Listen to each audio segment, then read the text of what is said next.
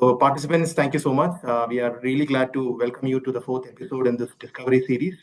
You might know what a Discovery series is. I just explained to you. So this is done by the World Trade Centers, Bangalore, Chennai, and Kochi, together with the Bangalore Chamber of Industry and Commerce. So this is the fourth episode where we are going to, talk something about Philippines, a very interesting destination, the land of islands. You have, I think, around 4,000 plus islands in Philippines, if the number is right. So it's an interesting destination. Most of you are aware or you have already gone there. But like how we were discussing now, the whole idea of this series is not to, bore you with the technical jargons of doing business, not to bore you with the cliche presentations that you see around.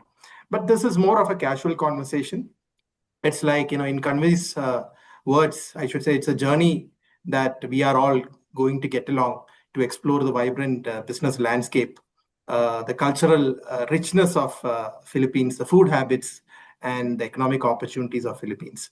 So we are honored to have with us a distinguished panel today, whose insights I'm sure will illuminate our path, especially if you are thinking to expand or start to do business in Philippines. First and foremost, let me just welcome the panel who has joined us, starting with Kenneth James Berry. Kenneth is the CEO and founder of Connect Web3. Kenneth is a go-to person if you need anything on blockchain and digital innovation space.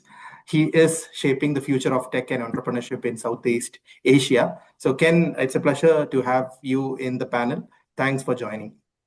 Thank you so much for inviting me. I've been in Bangalore and Mumbai as well. I'm the only Filipino who speak and talk regarding for the blockchain there, cybersecurity. So I'd love to to invite me here. Yeah, thank you so much, Vivek. Thank you.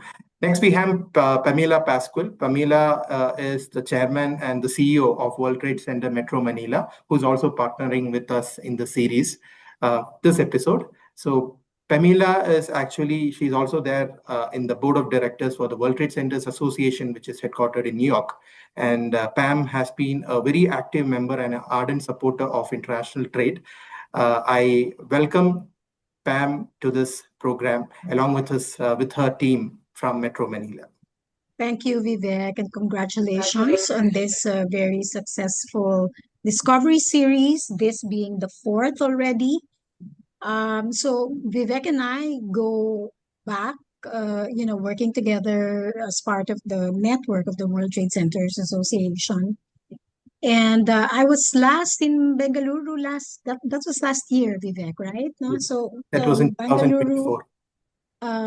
Hosted the Global Business Forum of the World Trade Centers Association. So all the members of the World Trade Centers Association converge in one location every year. And so each World Trade Center who would like to host it should bid for it. So the Philippines also hosted. Back then, it was called the General Assembly. So we also hosted the same event back in 2015. And we had over 250 or more executives from the World Trade Centers Association together with their accompanying spouses. And that, I think, represents over 120 World Trade Centers all over the world. So yeah, so World Trade Center Metro Manila also has a similar platform as the Discovery series of Bengaluru. And I'd always say that because we're in this network of really leveraging against each other, we all have our own platforms of, getting together and just, promoting each other through a series. Ours is called Markets of the World, and that's a face-to-face event, and we would feature different countries. We launched that back in 2013, and we should be able to bring it back again. We kind of stopped doing it during the pandemic, but I think it's time that we should also go back to it. So thank you, Vivek. Thank you, Pam, for explaining this. Let me also tell you that WTC Metro Manila is also a premier accredited member, the highest accreditation that we have within our network.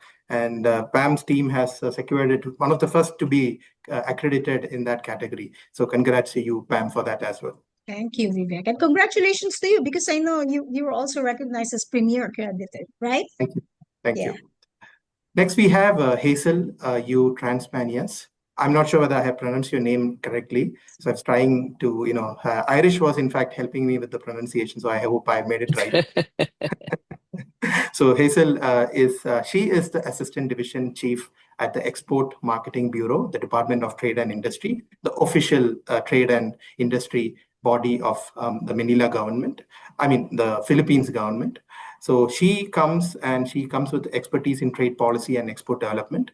Hazel is instrumental if you are planning to expand into Philippines. So she can help you connect with the right kind of people, and she's somebody you need to be connecting with in case if you are serious with the market there. So I'm sure she can take you to the global stage as well. So Hazel, it's a pleasure to have you. Thank you for joining. Hello, good afternoon from from the Philippines. So thank you, Vivek, for that wonderful introduction. Yeah, you were right. So it's really Hazel. So it's my name is pronounced as Hazel. So I'm from the Department of Trade and Industry, Export Marketing Bureau. So our bureau is really mandated to oversee the export promotion and development of our MSMEs to the global setting. So thank you and welcome to everyone. Thank you. And I'm looking forward to a fruitful discussion today. Thank you. Absolutely. Thank you, Hazel. Next, we have Pesita Yuan. Pesita is the founding trustee of PhilWen, the Philippine Women's Economic Network. She is a celebrated advocate when it comes to women's economic empowerment and sustainable enterprises. So Pesita's entry into the panel was like a wildcard entry. Initially when we when we announced this program, we never had Pesita in the panel. But after that, we came to know about you through Kanvir. Kanvir mentioned your association with him, and that's where Kanvir said, let's invite her as well to this conversation. So thank you so much, Pesita. Looking forward to hearing from you. Thank you for the invite. And as Kanbir says, I am an Indian ambassador, uh, you know, a sincere Indian ambassador. I want everybody to come to India. But this time, I think this afternoon, we will all ask you to come to the Philippines. Absolutely. Thank you. Sure. Thank you. The next person needs no introduction, Kanvir, who is our moderator for this conversation. But if you don't know him, he's a podcaster. He's also the founder of the Atharva Marcom. He's based in Bangalore. He's also the chair of the London School of Economics Alumni Bangalore chapter. I should say, the person who is putting this together along with World Trade Center team. So thank you, Kanvir. It's been a pleasure working with you, and we welcome you as well to this session. Thank you. Thank you. Looking forward to the conversation. Absolutely. Thank you. And let me also mention a word of appreciation to the BCIC, the Bangalore Chamber of Industry and Commerce Secretariat team. We are all part of International Business Expert Committee under the Chamber. So I was hoping to have the chair of the committee, Mr. Ravi. I don't know whether he has joined. So I welcome the team from BCIC to this session as well, and all the members of Bangalore Chamber of Industry and Commerce. With that, I hand it over to Kanvir to kickstart this conversation. Over to you, Kanvir. Thank you. Thank you, Vivek. And it's amazing to have a conversation between Indians and Filipinos. These are two people who are found actually anywhere in the world. So wherever an opportunity exists, in any country, be it the Europe, Middle East, you'll always find these two people being very entrepreneurial and really being there. So today, two entrepreneurial giants meet together on this conversation, and so I'd like to start, with Pamela, and maybe you could give us a kickstart the whole conversation. And one thing I'd like to just suggest, Kenneth. One thing is that Kenneth, could you please lower your camera a little bit because there's space above your head because we record it and then it just comes better. So, one thing which I'd like to mention is that, both Filipinos and Indians, as Pasita would vouch for, are very opinionated and we always have a lot of things to say. So we all love to join in the conversation. So while I would, go be polite and formal and go turn by turn. I would encourage you to, if you think of something or if you have an opinion, just join in, even if I'm, somebody else is speaking, because you may have an opinion where I could, which would just add value. So just butt in. Be Filipino and be Indian. That's what I have to say. Sure. So, so we'll start with maybe Pamela, because she's the chair, and we are so lucky to have her over here. And maybe Pamela, tell us what makes Philippines an attractive destination for Indians to invest, because I know that it's the gateway to the Southeast Asia. It's a gateway to China. It's an amazing economy. It's really almost competing with India in terms of a number of sectors, maybe BPO and all that. So give us your perspective of why India should invest into or go to Philippines, and also then maybe Pasita, you could put in, because you know India so well and you know Philippines so well. So Pamela, please give us your Yeah, I'll perspective. start. Thank you, Karnveer. Thank you. It's a pleasure to be here and to be in the same screen with all these distinguished people. So, as for me, of course, I'm a Filipino. I'm an advocate of the Philippines. And so the Philippines, I think, is a rising star in Southeast Asia. And we have a very compelling business proposition here. So our geographic location is in the heart of the ASEAN. And we offer access to over 600 million people. But of course, our population is around 115 million. The country, of course, boasts of a very young population. Most of us, I'm including myself as young, the country boasts of a young, dynamic, and English-speaking workforce with over 60% of citizens under the age of 35. So it's a very young population. It's an all-consuming population. That's why our consumption here is pretty high. That's why you see a lot of retail really booming as an industry. The digital economy is also rapidly growing, and this is spurred by a strong mobile connectivity and a young population highly engaged with technology. The Philippines has also liberalized key investment laws that makes it easier for foreign firms to do business in the Philippines. So there are, in as far as Indian population in the Philippines is concerned, I think it competes, with other nationalities as well that's present already here in the Philippines. Indian companies will find a number of sectors in their representation in our economy, and they're very highly, attractive. And I think Hazel will be able to support this later on. Of course, the IT and business process. The Philippines is the world's second largest, outsourcing destination, and there's a significant room for Indian IT firms to collaborate or expand, in the Philippines. Pharmaceuticals is another industry with a growing healthcare demand, not only in the Philippines but all over. The trust in Indian medicines, is there, and the opportunities are ripe for partnerships in as far as pharma is concerned.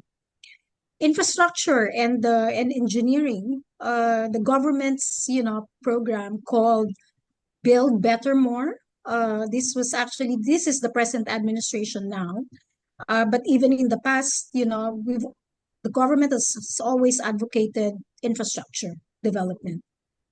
And that presents a significant infrastructure investment prospects, from outside the Philippines. Retail and franchising is as well, kind of, hitting it big here. Indian brands in as far as wellness, food and fashion are beginning to enter the Philippine market. There's also education technology, like Indian, universities and edtech firms are looking at cross-border offerings already. We have companies like Wipro or Wipro, as you call it, HCL and Tech Mahindra already have very successful presence, and they're offering great, case studies on their success here in the Philippines. Now, in as far as the role of the World Trade Center is concerned, as you know, World Trade Center Metro Manila is the only license here in the Philippines. We're the lone license holder. And the facility that we have here that carries the global brand World Trade Center is an exhibition venue. We started way back 1996, so we're actually celebrating our 30 years next year. We started the business of exhibitions here in the country, and the reason for the creation of the World Trade Center is really to spur trade and investment. And that's really the primary purpose of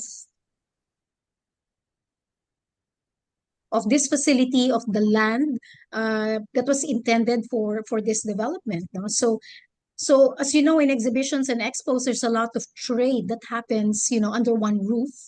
And we host over 100 shows every year, and we only have 12 months in a year. So you can imagine the big demand there is for exhibitions. There are more and more companies wanting to participate in any of the shows that exhibit in our venue. And we serve all virtually all industries, from manufacturing, construction, IT, agriculture, food and beverage, you name it, we have them here. No? So you can imagine the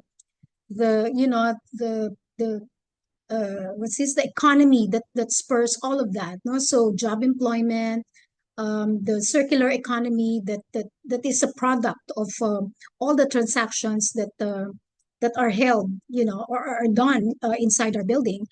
And as part of the network of the World Trade Center, just to give you a bit of information, because we leverage against each other, there are over 300 World Trade Centers all over the world, and that's represented in nearly 100 countries.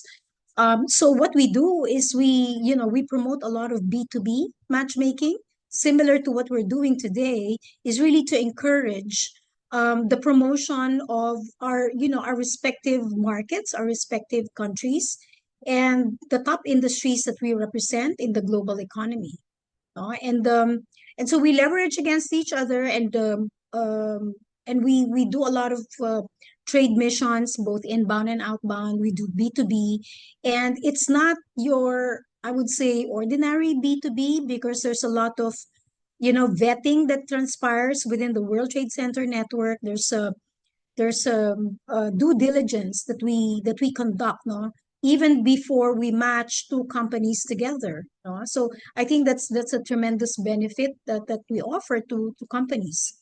Now, as I mentioned earlier, the other benefit here is the participation in local exhibitions to showcase, products and services coming especially from India. In fact, most of the foreign shows that are already being, held in our venue have Indian pavilions. No, so it's not uncommon that these foreign shows would give spaces for countries wanting to penetrate the Philippine market. So that's actually the sure way of testing first the market, is to participate in exhibitions. No?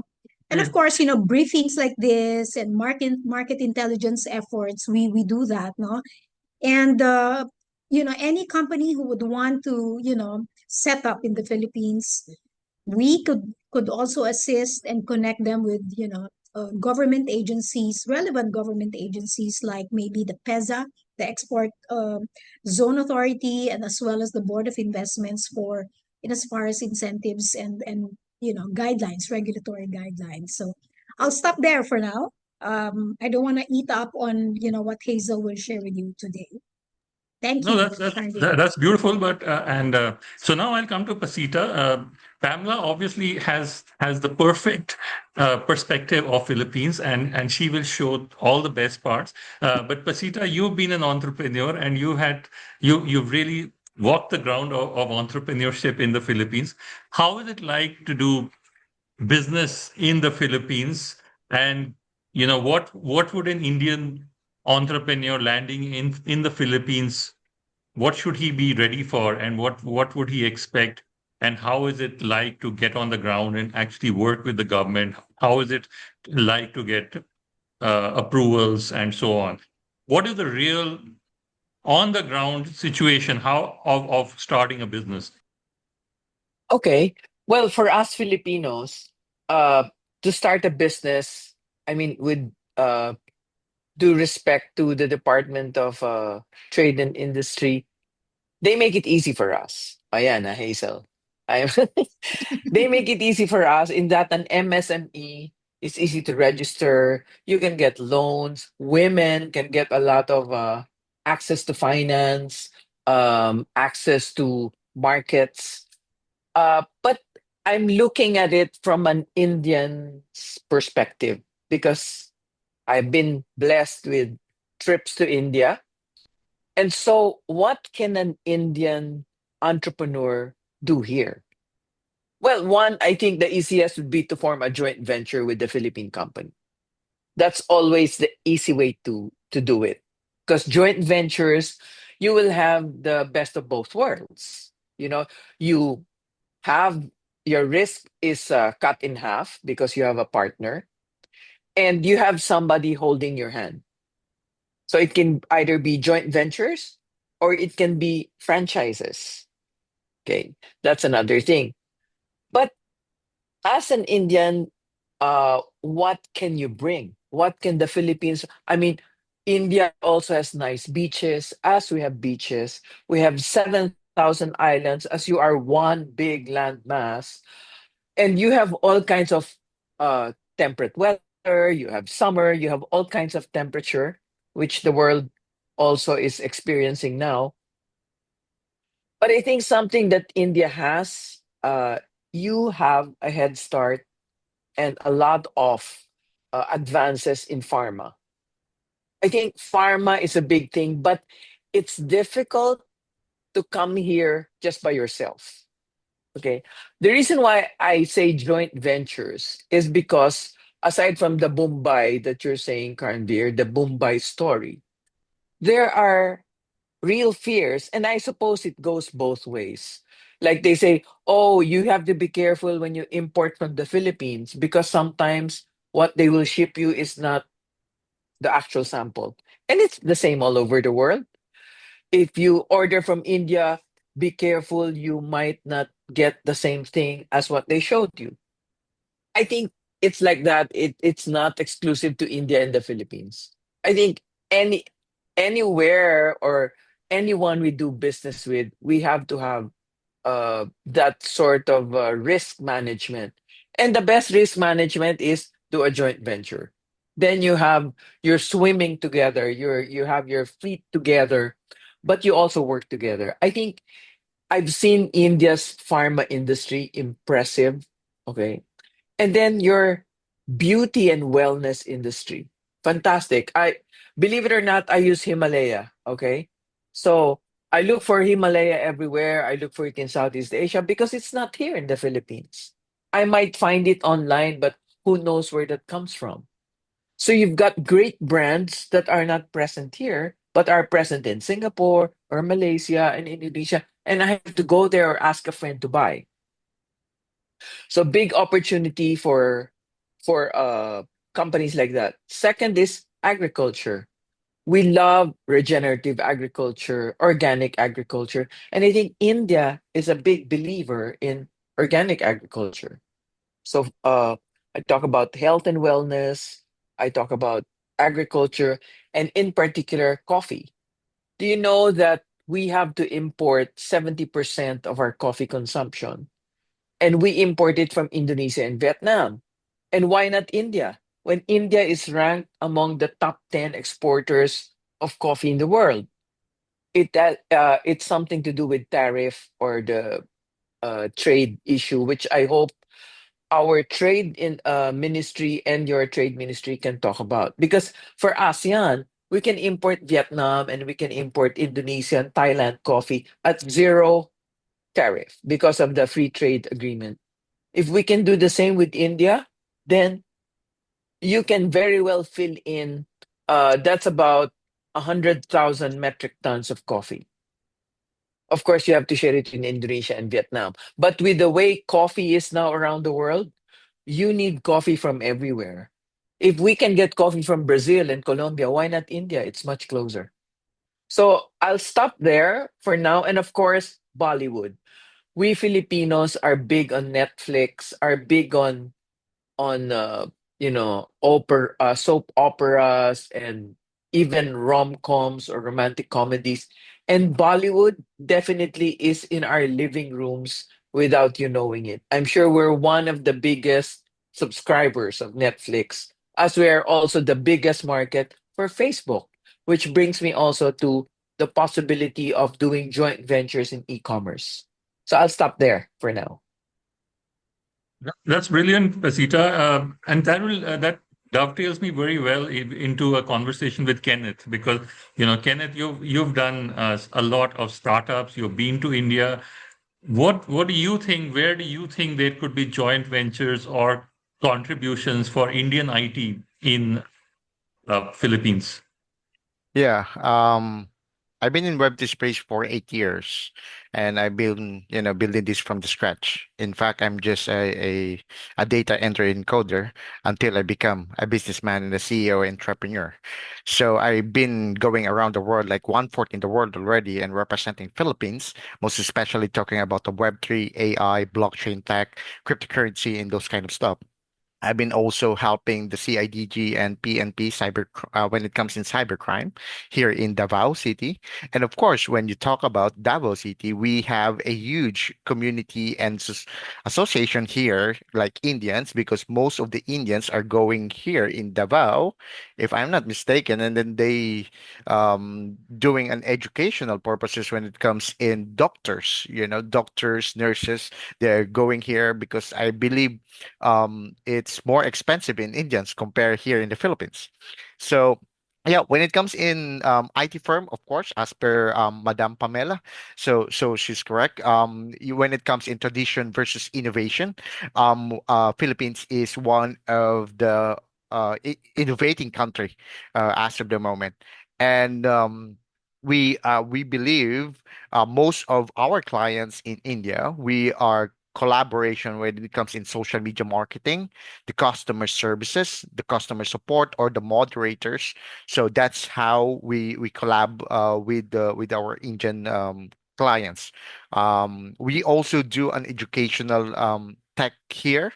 So most of our Indian friends, they love to educate our universities or schools. So we invite them to talk about education, how to build coding, how to build those kind of stuff, the website, the basic stuff. But for us as a Filipino, it's very, very helpful for us. Yeah. So, and I think because of the president that, that I think last week or this week, he's in India, I believe he opens the free visa for the Filipinos.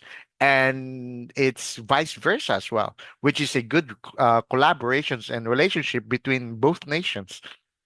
So I think we're looking forward when it comes in that. And yeah, the IT firms, I believe it's one of the unique things that the Indian And could. what are the main startups in Philippines, Kenneth?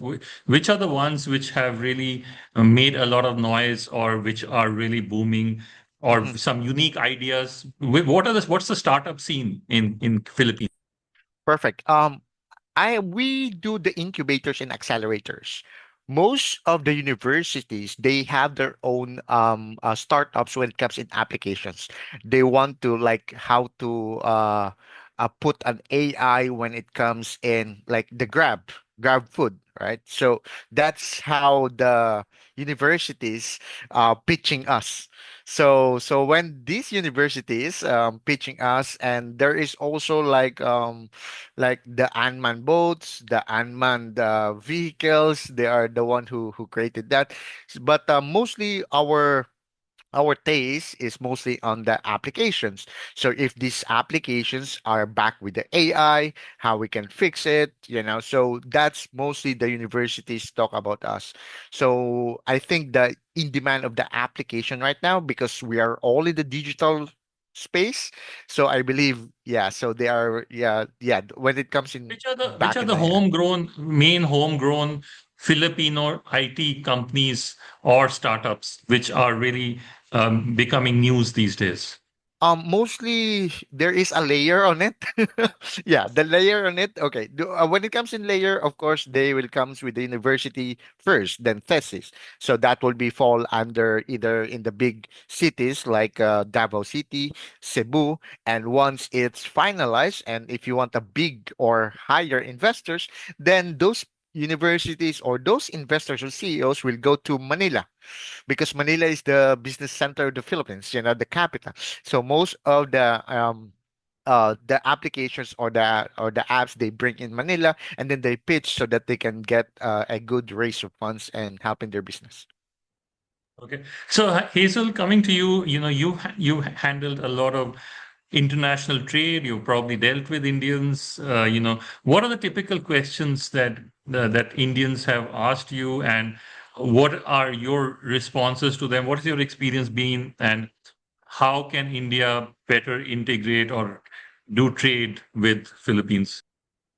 Hi, good afternoon. So most of the inquiries that we receive from Indian companies are like, what are the products that they can bring to India from the Philippines? So, as you may know, there are also some products that are quite similar to Indian company to the India. So they're still very interested and keen on the Philippine products, especially now that most of the markets now are really advocating for sustainable products, and most of the companies here in the Philippines are really embracing integrating sustainability in their production. So so it's one of those common questions, and then especially on how can they form partnerships with the Philippine companies in bringing these products from the Philippines to India. The Philippines is not we don't only export goods, but the Philippines also export services, especially when it comes to games, game development, animation, healthcare. So healthcare and information system. So these are also some of the services that are interested with the with our Indian counterparts. Brilliant. The question I'll ask Pamela this question, but anybody could just jump in that what are the rules and regulations that a company needs to do to register in Philippines, and how can they find a good partner, because everybody seems to emphasize the need for a partner in the Philippines. So how easy or difficult is it to kickstart a business? What does the company have to do? Like, if you just 5 minute or a quick start guide into starting a business in Philippines.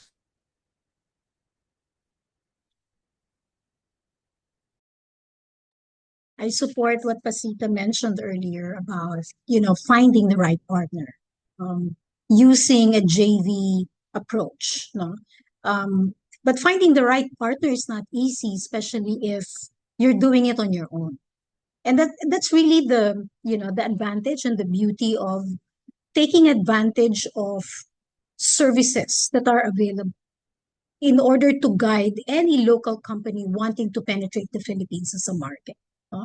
And I would, being in this network of the World Trade Center, it's actually a perfect platform for transactions of that nature. No? So penetrating the Philippines as a market to do business here um, could be done in several ways. And as I mentioned earlier, I think, the easiest gauge would be to participate in industry shows and just check out the market first, no? And because when you're here, you're actually feeling the market. You're able to, when you're in the exhibition floor, you're actually able to, engage with potential buyers and engage with other companies that are exhibiting right beside you, you know. And I believe, it's that experience that will dictate if this market is really suitable for the product that you have, no? And so once you've done that and proper due diligence has been done, market research, and connecting you to the right agency to do the research for you is also key. And that's actually one of the services that the World Trade Center could offer. Of course, the Department of Trade and Industry could too, but being allies of the DTI, in this endeavor, we actually work together and we complement each other, in as far as, But dispensing. just to be a little specific, what is the exact formation structure that you would recommend? Is it like a private in a limited company? Is it like a partnership? What kind of legal structure does should an Indian come in with to Uh, set up? Yeah, please. Karnveer, you want me to take that? Because I had Go the ahead. Yeah. experience some years ago. First of all, I totally agree with Pam that even for me, I would look at a specific show. I'm local, okay? But if I want to know how the market feels, like currently they have this big show called the World Food Expo. And I just ask people how many halls. If they say all the halls, then you know it's a big show. Because right, Pam, there are shows that are startups and they will start with one or two halls. But when they take the whole World Trade Center, then you know it's serious business. And when you go there, you will feel the pulse of how the market is. And with I was listing it down, 100 shows. We only have 365 days. My God, they have a show, you know, 2 shows in a week, and so if you're an Indian entrepreneur or a company, you would go to the industry show. I find I find like-minded people in industry shows. And I think it's the same everywhere. If I went to India, other than of course because I have connections with the ladies organization there, but I would be interested in going to a health and wellness show. I would be interested in going to an organic agriculture meetup, you know? So, and when you said what is the basic structure, you are considered a Filipino company if it is more than 50% If Filipino owned. So I could be 51 and you're 49, and tomorrow we can sign up and do business. It's that simple. So I think after you see the industry shows, you try and see who you can pursue talks with. And usually that's when, then you go to dinner and you find out how they behave at dinner, the other or approach, how if I may add, yeah, shit. The other approach maybe is, apart from, you know, um, setting up an office right away, is, maybe you can tap somebody who can represent you here. So it's like a representative office first in the that's true Philippines. too. Yeah. That's one way of, trying to feel the market for you. So yeah, so you can do JV. You can even set up a company here, like what Chit said that, or Pasita said that, the ownership structure has to be respected because the rule for the Philippines is, it's 51-49. Hmm. And but if you wanna, do away with that for now, and as a first step, maybe just tap into a representative office, that's also a possibility, or get an agent to represent you here. Another way, of course, is to tap a business organization. I mean, not to promote my network, but we are a coalition of 5 economic organizations. So you're bound to find someone in finance, in IT, in what have you, in agriculture. So you connect with an organization and we would gladly refer you. Of course, LinkedIn is another way. Usually, LinkedIn, you get into tribes of people who follow each other because they're in the same sector, or you also get to know. Like I often get inquiries like, "Hey, he's connected to you in LinkedIn. What do you know about him? What do you know about Karnveer? Oh, he happens to be from Bangalore. Oh, yeah. How do you know him?" You see, even that connection of LinkedIn is used by people to do the first check. Who are our common friends on LinkedIn? Oh, it's a first connection. Okay. So for me, that has become very helpful. you mentioned go out with them for dinner, and for the Indian people over here, I must tell you that there's something very unique about the Filipinos. When they go out for dinner, they don't use a knife. So they only use a fork and a spoon. And that this is something which I found very interesting about, because in the Western world, it's normally uh, polite eating is a fork and a knife, but Filipinos don't do that. And just to let you know, Pasita and Pamela and Kenneth, and Hazel, Jollibee has opened in India. So the next time you come to India, you're not going to miss your Jollibee. For those people who don't know this brand, it's almost like a national anthem of Philippines. And But Indian food is so good, yet we cannot find some of the food that we taste in India. We can't find it here. Here, So that's yeah. another thing. If you open like an Indian emporium serving from Chennai and Goa and Kerala, and the best biryani and all, I'm sure it'll be a hit. But who is that restaurant? You know? Because here we can count with our two hands the good Indian restaurants I wouldn't even bring you to them, you know. But for us, it's okay. We call it in Tagalog, pwede na. But there's nothing like, seeing all the breads and all the curries and I tell people, Indian food should not be spicy because I've tasted Indian food that is so tasty that it doesn't burn your taste buds, So I want to tell people, India, no, it's spicy. No, you have to taste real Indian food, right? So okay, that is so lacking in the Philippines. so moving back to what we really talked, not moving this into a food show and going back to trade and commerce. Hello. I have to I, steer it in the right in back to this thing. That what about taxes and regulations? Can you give us a perspective of the kind of company regulations? How much is it taxed? What is the repatriation of funds? How is it to do business? Give us more perspective about doing business in the Philippines. Are the rules very stable?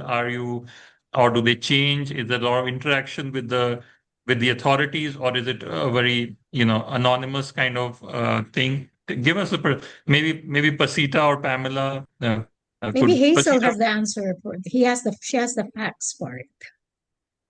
so, going to have the Foreign Investment Act wherein the foreign nationals can actually do business in the Philippines. But of course, it has a certain condition. So for foreign companies who wants to invest in the Philippines, we have the Board of Investment who can assist you in processing of your investment. So one of the major qualification is to have a minimum paid in capital of 100,000 US dollars, and provided that you utilize the advanced technology that is determined by our Department of Science and Technology, and uh, or endorse as a startup enablers, and that the company hires no less than 15 Filipino employees. So these are just like the criteria for owning a business here in the Philippines. And of course, we have the Board of Investment we can tap, and who can assist our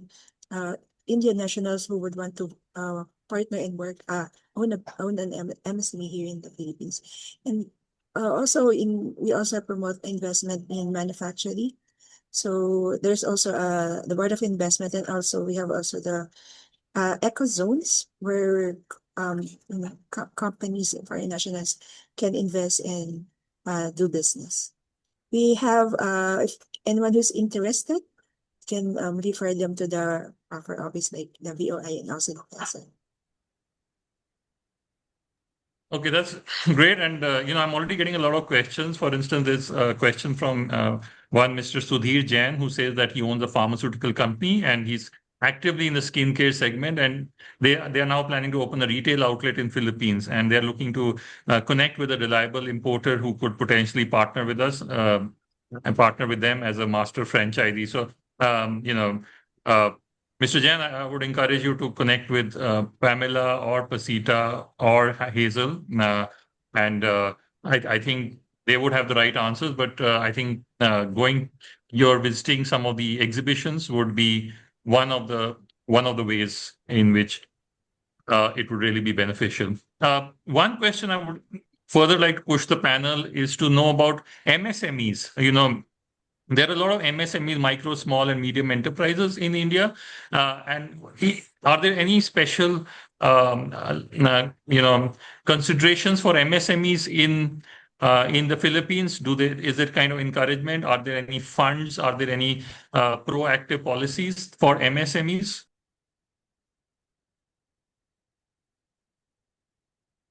Hello again. Uh, Pamela, would you like to answer that?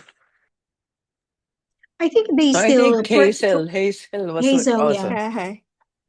Okay, hello again. So, the Department of Trade in India really empowers our MSMEs. Actually, almost 90%, more than 90% of the business enterprises in the Philippines are categorized and as MSMEs. So, the government has several programs for MSMEs, starting from the capacity building, um, provision of the uh, provision of equipments, and even the provision of technological requirements. So we also have a government agency like the SB Corp who can provide financial assistance or loans to our MSMEs.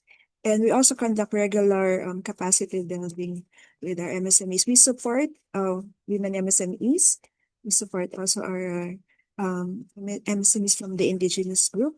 So, we conduct trade fair promotions, business matching, capacity building, product developments to really empower our MSMEs to do business in the local at the same time to go global.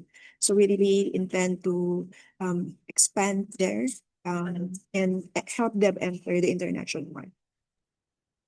And this to Kenneth, there is a lot of in software as well. There are a lot of one person, two people companies in India or small companies. So how do you have anything in software or in technology for MSMEs or small companies, or how could they best connect or Mhm. work in Philippines? Yeah, as a BPO company who provides full spectrum of digital marketing, of course, we do the marketing strategies through social media. Everything right now is not just through online. Everything's happening through online right now. So we sell the products through online by using our KOLs, influencers, those models, those ambassadors, of course.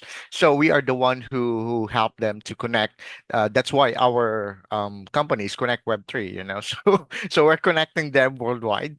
And the best, yeah. So I think that's I can also connect them with the developers here. We call the DAO, which is decentralized autonomous organizations, and those fintech internationals or fintech people here in the Philippines. I can definitely connect them. When it comes in good partners, you know, you are the best guy. You put all the best people here right now on this on this series of So this is the best a person that you need to connect on. Yeah.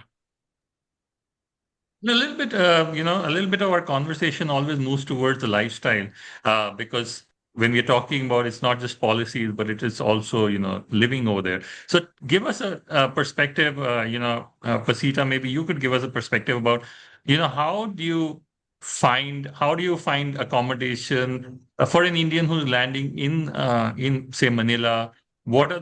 Give us a little taster of what kind of rentals are we looking at? What kind of lifestyle are we looking at? Schools, colleges, family life.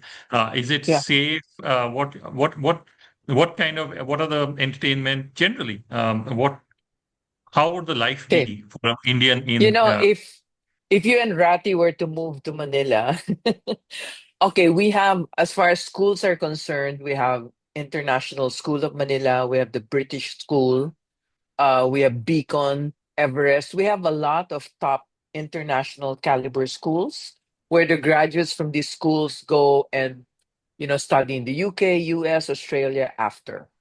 We also have our, of course, our state universities, but usually the foreign enrollment is limited in the state universities. The private schools are the best bet for parents. Actually, a lot of expats tell me that Philippines is the biggest secret among expats. Why? You can hire a driver, you can hire a nanny, you can hire a caregiver, you can hire a washerwoman. I mean, the executives really have it so well in the Philippines. And then we have our social clubs. We have the Wine and Cheese Club. We have a polo club, a sports club. So on the leisure side, you can do a lot of things. Golf is very affordable. And unlike in, let's say, other Western countries where you don't have support when you play golf. Here you have caddies. Sometimes you go in a flight of five caddies because the one will just look after your ball. It's called a spotter. Only in the Philippines do I find a spotter in golf. Okay. So you're four players, but you have five people holding your umbrella. There's also an umbrella girl. That's all she does, hold an umbrella. Okay. So we have a lot of golf courses. If you like diving, we have a lot of diving. And then what's it like to live in Manila? It depends. You want a small studio apartment in the center of Makati, you can have that for even let's say maybe $300 to $500 a month. But if you want a studio, 50 square meters outside, of course it's less. But if you want a three-bedroom in the heart of the central business district, then you're paying upwards of $3,000 and up, plus association dues, etc. But then you can just walk to your office. You don't need the car, okay? Because now we have a lot of service from ride-hailing apps like Grab. So a lot of foreigners I know don't even buy a car. You just grab it to anywhere. As long as you stay within the confines of the business districts, whether that's Makati or Ortigas. And I'm sure they have a central business district in Davao, in Cebu. So it depends where you want to locate yourself. I mean, similar to India, you might want to go to Delhi or Mumbai or Bangalore. But if you stay in the center, uh, it's pretty, there's a lot of gyms for fitness. Uh, we have a lot of international cuisine. And like I said, only Indian is, and I'm going back to food. So don't look for your favorite dosa or your whatever. All you'll have here is roti canai. That's all. Um, we've got rice. Of course, we're a rice producing country also. We've got all the wines, soda, all the international brands are here. And of course, coffee and tea. So I've laid it out for you. You can move tomorrow. You can try it out here for a few months or stay for a year. And now I think our president just talked to your prime minister and your president, and I'm looking at increased involvement between India and the Philippines, actually. That's brilliant. I mean, I like the idea of a ball spotter. That's a street I would like to go. Uh, I don't have that in India. Any other perspectives from Pamela? Would you have Well, like that? Pasita said it all.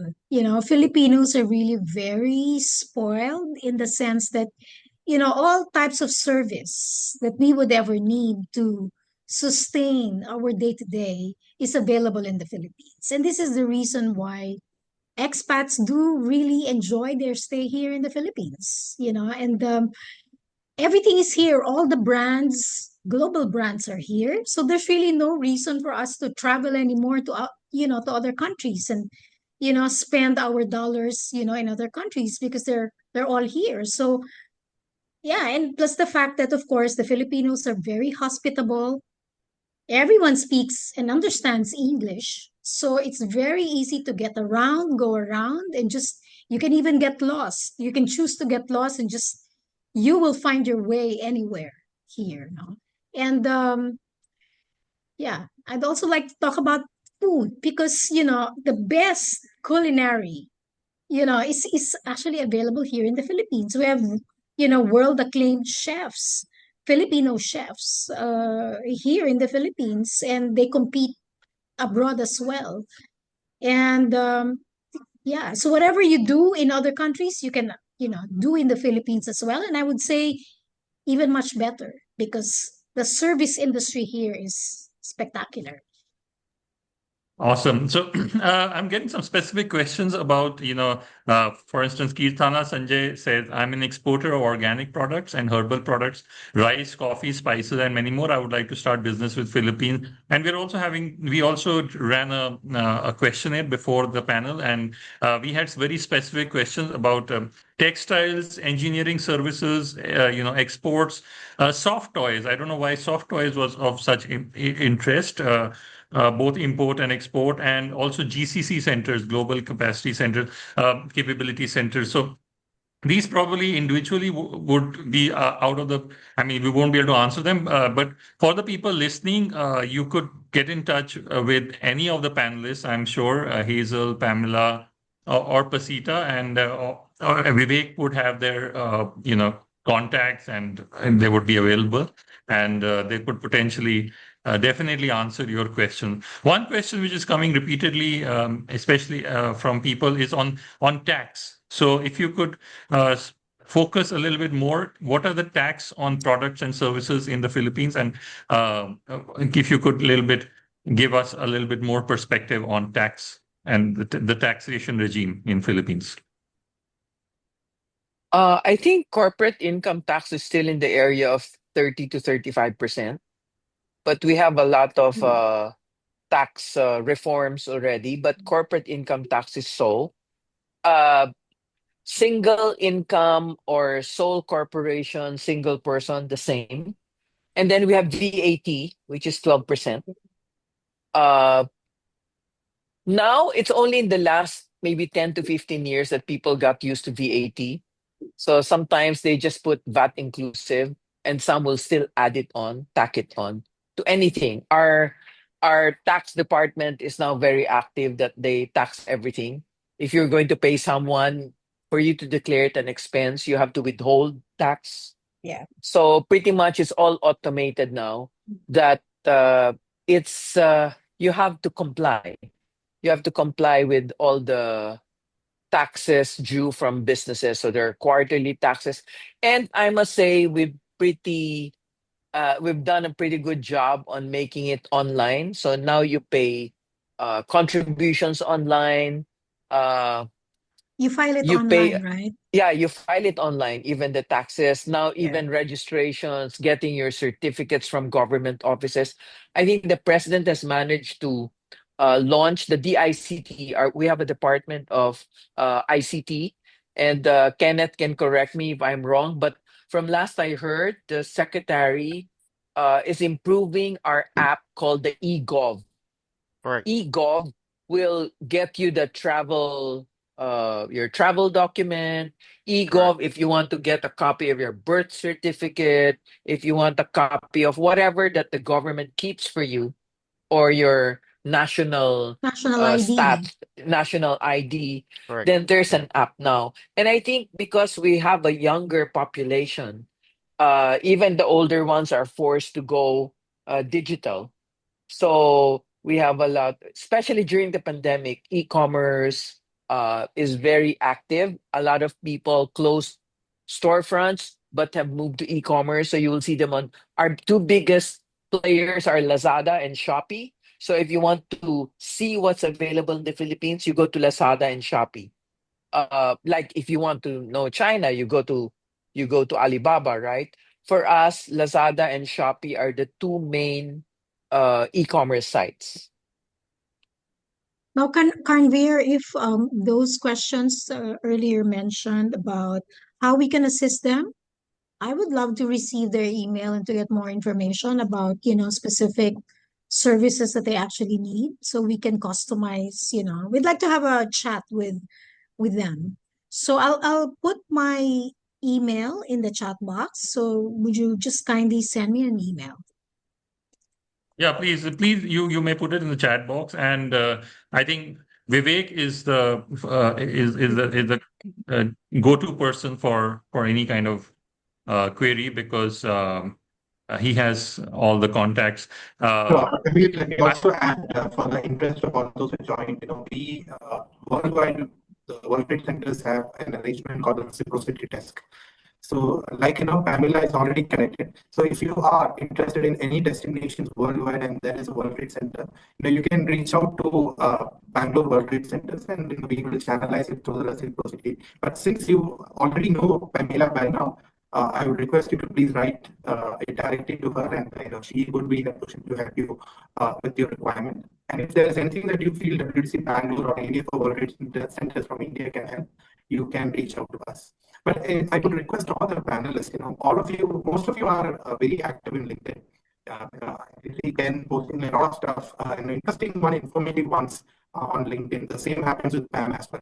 So Hazel and Pasita, if you can just drop in your link, that would be easy for the participants because most of them are already there and they would like to connect you on the go and reach out to you whenever required. Some people have found me already on LinkedIn. So I go on LinkedIn by the same name, so you'll find me. Yeah. Hello, Daphne again. So I would just like to mention that the Philippines now has a Create More Act. So this really reduce the taxes that the corporations are paying now. But like for the export marketing where I am in, so one of the services that we provide to our exporters now is the export-oriented enterprise certification. So those companies that are like 70% of their production is for export. So we give them this EOE where they can avail of a zero VAT tariff rate. I would also like to mention that the Philippines and India, the Philippines under the ASEAN and India has we have a signed trade agreement. It's the ASEAN-India free trade agreement, which the companies, I think, for both Philippines and the Indian companies can take advantage of. So because, once we have the FTA, so there's a reduction of tariffs, reducing barriers. So this is one of the many opportunities that we can explore, the utilization of the FTAs that we have, particularly the ASEAN-India FTA.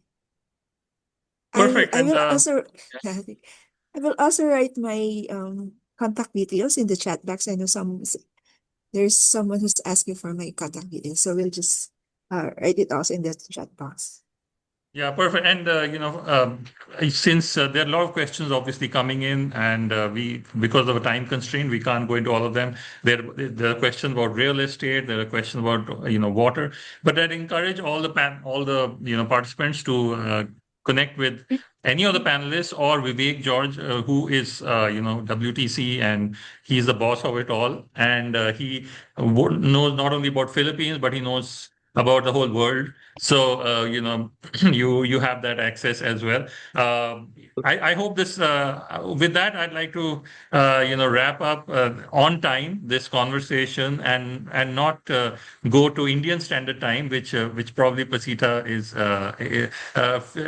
has a reputation with, considering she's visited India. But on time, and thank you for having this very interactive conversation. I hope it was more about trade than food, but even food is a good conversation to have. So I now hand it over to Vivek to have the words. I won't say last words, but have the final words. Sure. Thank you. This episode was totally different. Different in terms of responses, different in terms of the participation, the engagement, and the diversity that we had with the panelists. So I should say, we had a great time knowing more about Panda, Philippines and Manila. Now, on a lighter note, Pam, I just read that Manila was at one point of time it was the selfie capital of the world. Because a lot of the Filipinos, they tend to post a lot of things, content online on social media, and I don't know whether it is authorized. I mean, it's an official recognition, but casually, Manila was known to be the selfie capital. But that shows the spirit of collaboration. And in business, the one way you show love is how you collaborate, in a constructive manner. So I'm sure that collaboration will stay and will help all of us With that, I hand it over to April. Thank you, Vivek. That was a very interesting conversation today. Thank you so much, first of all, Mr. Karanveer Mundre, for moderating it so beautifully, and also to all of our panelists, Miss Pamela Pascal, Miss Basita, Miss Hazel, and Mr. Kenneth. Uh, all of you brought in very interesting and unique perspectives, and we touched upon a very wide range of topics as well. We started off from sector specific opportunities and then moved on to opportunities for joint ventures, and then about taxation and how to register a company. And then to the most interesting part about lifestyle and food and all of that. Food really reminded me of this one flavor of ice cream that you get there, ube, which you don't get here, and that's something I really crave for at times. Um, so, yeah, it was a very interesting conversation. Thank you so much, all of you. I would also like to thank our session partners, BCIC Karnataka and WTC Metro Manila, and to all the participants who have been engaging, and thank you for all your questions as well. You can reach out to me. I will be sending out an email after this to all the attendees with the details of this webinar. I'll be putting out a post on LinkedIn where again, please share your feedback and your thoughts on this webinar. That will also be the space for you to connect with these panelists. And thank you so much, everyone, for joining once again, and have a great evening. Thank Thank you. you. Have a Thank great you. day. Thank you Thank so you. much. See Namaste. you. Namaste. Namaste. Thank you.